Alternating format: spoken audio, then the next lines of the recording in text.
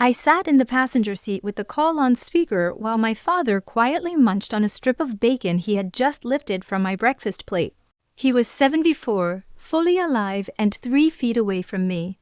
My sister's voice echoed sharply through the car speakers, sounding cold and transactional as she delivered her line.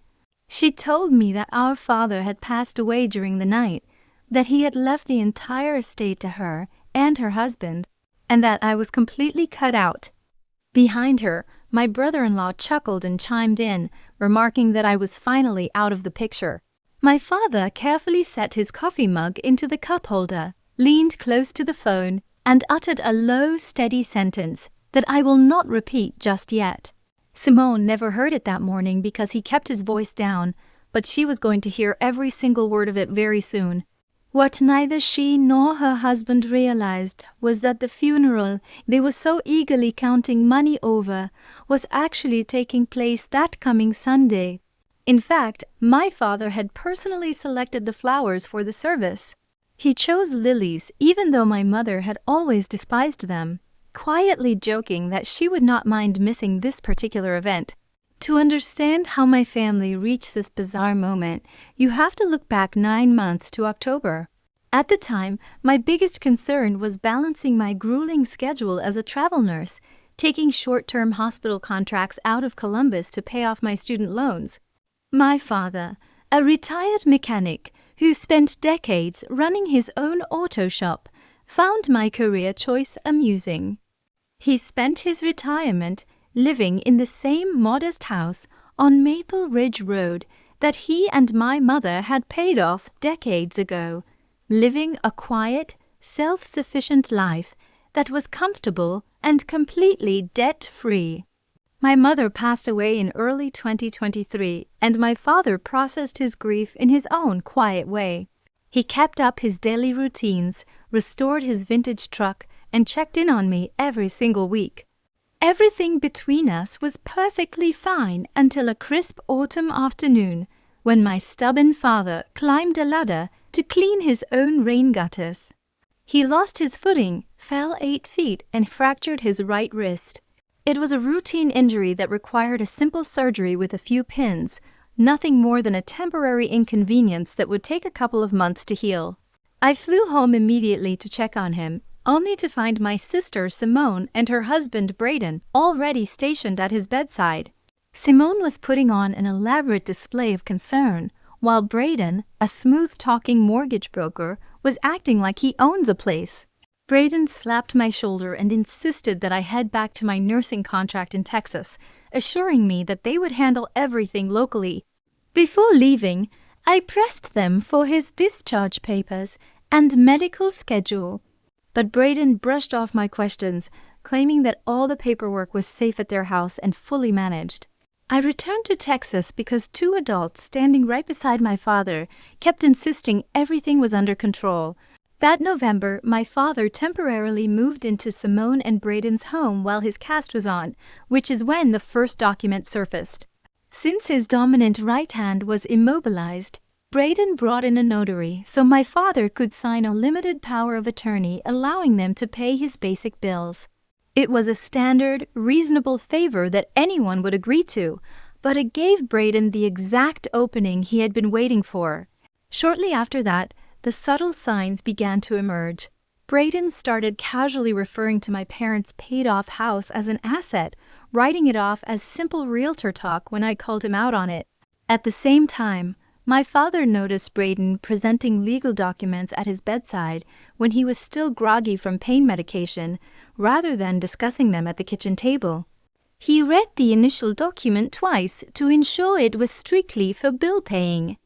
But that brief document was the absolute last piece of paperwork they ever let him review before asking for his signature. Soon, a polite barrier was erected around my father. Whenever I called on Sundays, Simone would answer and claim he was resting, preventing me from speaking directly to him for 3 consecutive weeks. When I shipped him a new smartphone after his old flip phone broke, the package magically vanished, with Simone claiming our father had refused it because he disliked technology. I knew something was wrong, But being hundreds of miles away on a strict work contract left me with very little leverage while my sister kept assuring me that everything was fine. I flew home for Christmas that year and immediately noticed a troubling change in my father's dynamic at my sister's house. He looked noticeably thinner, sat quietly in the corner, and was being treated as if he were completely helpless.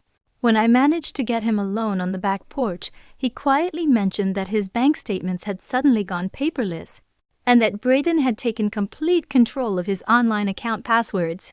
When I tried to bring up his finances in the kitchen, Braden became defensive, and Simone burst into tears, manipulating our father into stepping in to smooth things over.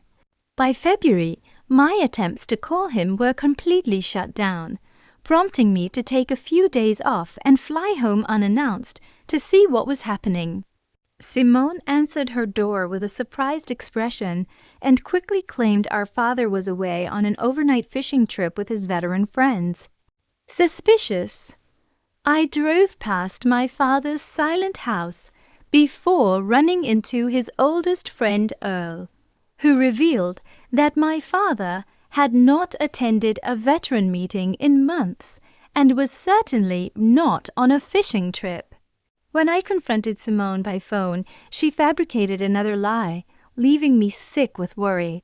My nursing contract ended in early May, and I was preparing to drive down and demand answers when I received a shocking call from a former colleague named June. June was working at a long-term care facility nearly 2 hours away, and mentioned that a new resident named Moses Dawson had been continuously asking the staff if they knew a nurse named Amber. I stood frozen in my kitchen as June explained that my father had been placed there months ago, adding that he did not belong in a care facility at all. I drove straight to the facility without warning my sister, stepping past understaffed hallways until I reached a dim room at the back of the building.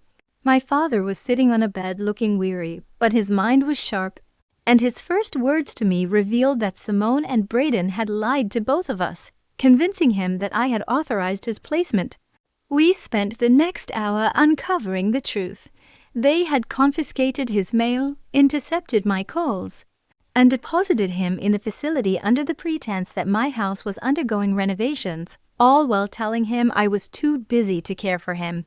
I immediately marched to the front office to demand his release, pointing out to the administrator that my father had no diagnosis of cognitive impairment whatsoever, since he was a fully competent adult, admitted under a voluntary arrangement by his power of attorney. He had the absolute legal right to discharge himself on the spot.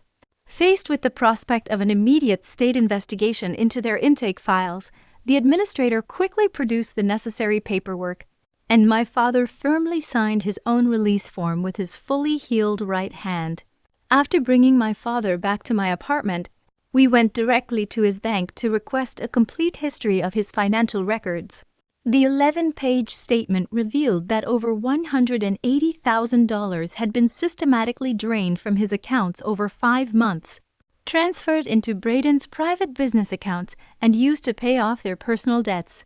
To make matters worse, we discovered a pending home equity loan application for $150,000 against his home, bearing a forged signature dated while my father was locked away in the facility. We immediately retained a prominent elder law attorney named Patricia Whitfield, who acted swiftly to protect my father's assets. She formally revoked all existing powers of attorney, froze the fraudulent loan application, and filed formal reports with both Adult Protective Services and the bank's fraud department. With the financial bleeding stopped and the legal trap set, my father looked at the attorney with a quiet resolve, and made it clear that he was ready to face my sister and her husband head-on. The following Sunday, we executed our plan while Simone and Braden were hosting a family gathering at their house, completely unaware of what had transpired. My father walked through their front door unannounced, holding the legal revocation papers and bank records in his hand, leaving the room in absolute silence. Before Braden could utter a single excuse, my father looked him in the eye and delivered the exact sentence he had whispered into the phone, he told them that their game was officially over, and that the authorities were already waiting outside to take their statements.